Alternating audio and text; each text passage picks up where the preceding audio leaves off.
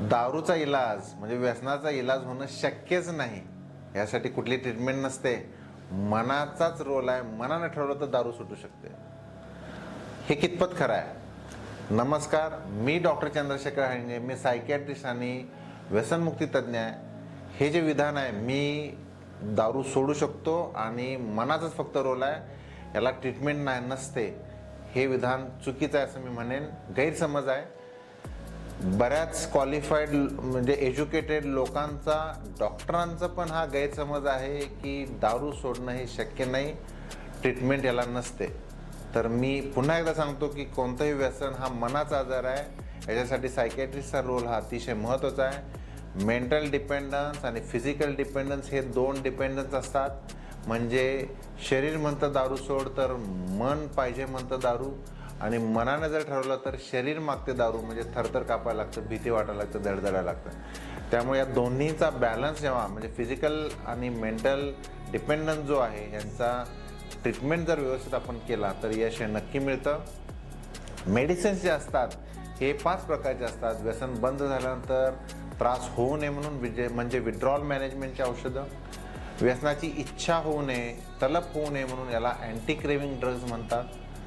तिसरं आहे, व्यसन चालू केलं म्हणजे औषधं चालू केली आपण, त्याच्यावर जर नशा केली तर त्या पेशंटला रिॲक्शन झाली पाहिजे, म्हणजे ॲव्हर्जन थेरपी किंवा अँटॅब्यूज थेरपीची औषधं।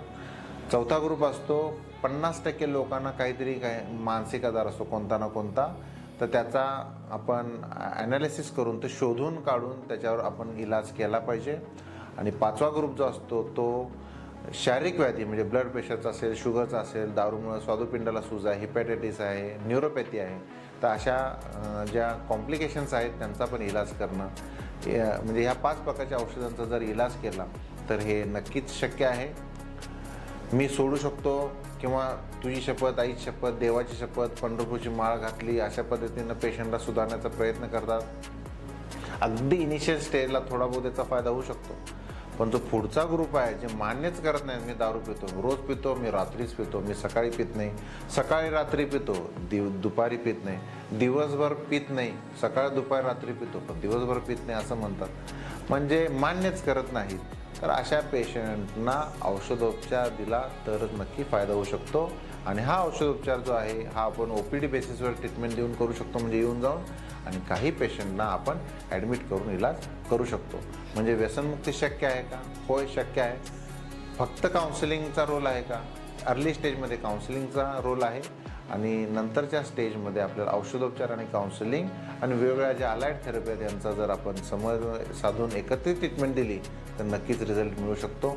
त्यामुळे पुन्हा माझी एक रिक्वेस्ट आहे, हा जो गैरसमज आहे हा सर्वांना म्हणजे माहीत असावा की व्यसनाचा इलाज होणं शक्यच नाही असं जे म्हणतात हा गैरसमज आहे। नमस्कार।